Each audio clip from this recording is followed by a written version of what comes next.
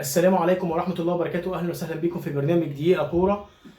طبعا منذ قليل انتهت مباراة بيراميدز والأهلي أو الأهلي وبيراميدز بهزيمة مستحقة عن جدارة 3 لا شيء، بهزيمة الأهلي 3 لا شيء.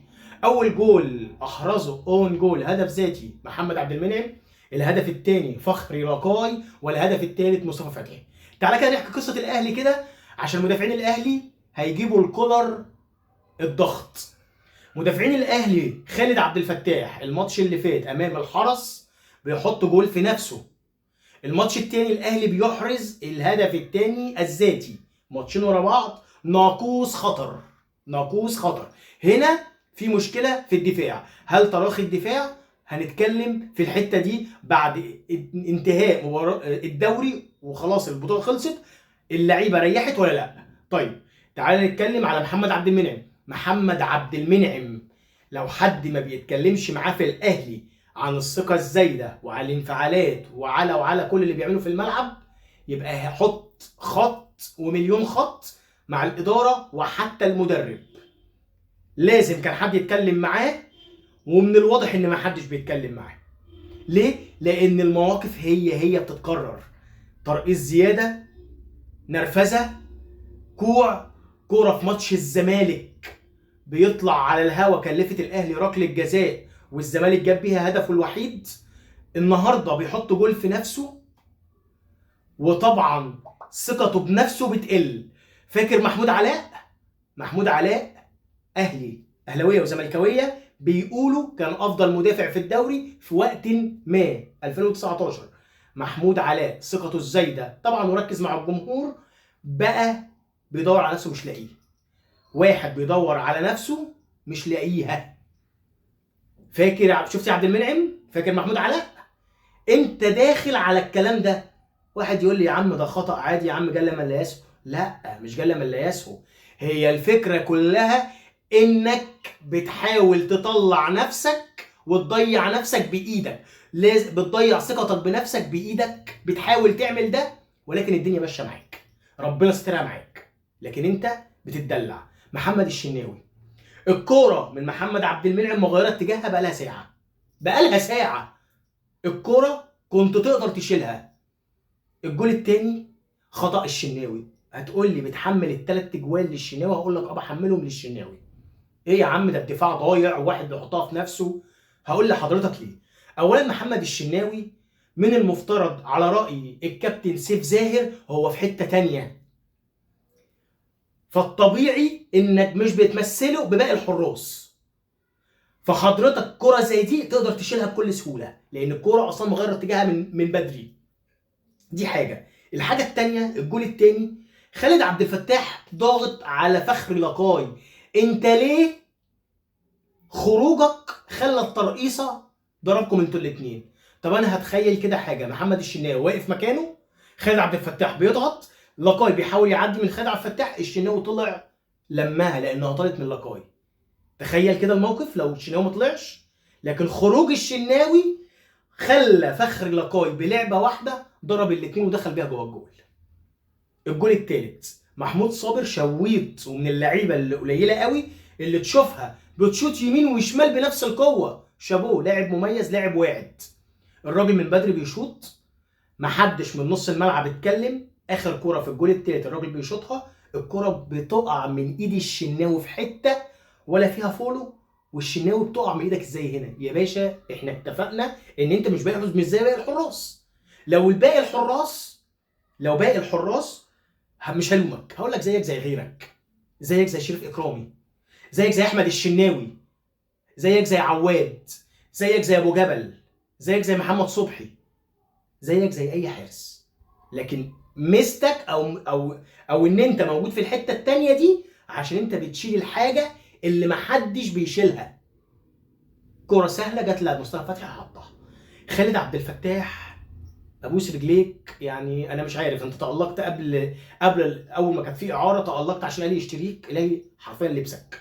الاهلي يعني بشوف اللاعب يعني مجهود فقط، ككوره ما مش احسن حاجه، والكوره مش مجهود بس.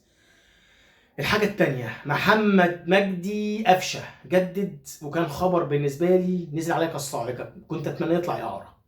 محمد مجدي قفشة ديلي في القرارات كتير قوي، تأخير دايما في القرارات، لعيب بيطلع ويقطع المفروض تبصيله ما بتبصلوش، وبتفضل تعمل ديلي لحد ما زاوية التمرير بتتشمع.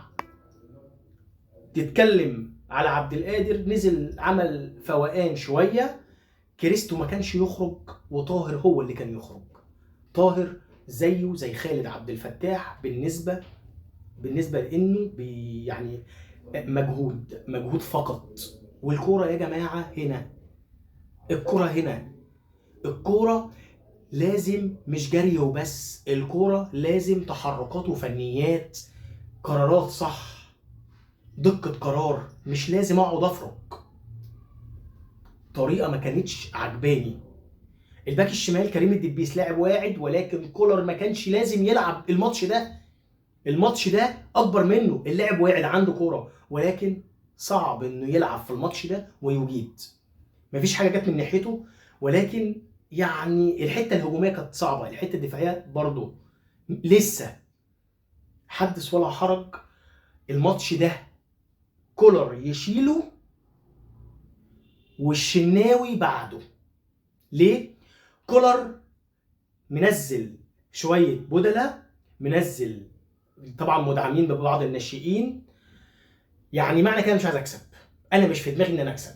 ازاي بتطالب بدوري لا هزيمه وحضرتك بنازل بالتشكيل ده؟ اولا بيراميدز كان عنده اللعيبه الاساسيه والاحتياطي ما عندوش دكه، انت كان عندك دكه، ضغط جاب جول خلاك تجري ورا النتيجه، لبست التاني في المرتدات، تمركزات سيئه من مروان عطيه من اسوأ ماتشاته، معذور عشان ظروف وفاه والده، وكان المفروض يستبعد مده حلوه كده للراجل يريح اعصابه وغيره ينزل. الاهلي سيء جدا بعد الفوز بالدوري، الاهلي ريح، ودي سمة البشر، ولكن اللي مش سمة البشر وانها خطأ من مدرب ان كان المفروض يلعب بالاساسي واللعيبه تلعب من اول دقيقه على الفوز. اما بالنسبه لبيراميدز، انت لو بتلعب على شرف امك مش تلعب بالروح دي. انت لو بتلعب انك تدافع عن بلدك مش هتلعب كده. مش بلومك انك بتلعب بالشكل ده، ولكن العب يا عم من اول الدوري كده عشان احترمك يا اخي عشان احترمك. انت بتلعب الماتش كانك هتاخد الدوري من الاهلي. يا باشا احنا خدنا الدوري، يا باشا انا عايز افهمك الدوري خلص من بدري. انت بتلعب عشان بس يتقال ان انت هزمت الاهلي. انا واخد منك بطولتين، واخد منك نهائي كاس وسوبر، انا ناقص العبك في دوري ابطال افريقيا نهائي واكسبك برضه. لو هلعبك بيلي هكسبك. يعني الفوز بتاع النهارده مش هيعلي من شأن بيراميدز ويقلل من شأن الاهلي، لا. زي ما اتفقنا معاكم هنا، الاهلي او احنا بننتقد الاهلي حتى وهو كسبان عشان دايما نفضل فوق، عشان دايما نبقى دايسين على وشهم. اول هزيمه لكولر في الدوري المصري، بل اول هزيمه من فريق مصري في كل البطولات. يعني من الاخر كده احنا ملوك الحته، احنا ملوك المنطقه، شئت ام ابيت. وبالنسبه لقناه الزمالك، كان بيقول لك بعد، كان صبحي عبد السلام محمد رجب اللي قال لك بيراميدز جاي باجنده عشان يفضي الزمالك بعد يوسف اسامه نبيه وسيف فاروق جعفر، بعد ما خدوهم قال لك ده جاي باجنده، بيراميدز جاي باجنده عشان يخرب الزمالك. يا باشا ازاي اراهن حضراتكم ان بيراميدز لعب ماتش زي ده قدام الزمالك؟ هات لي ماتش وليك عندي الحلاوه.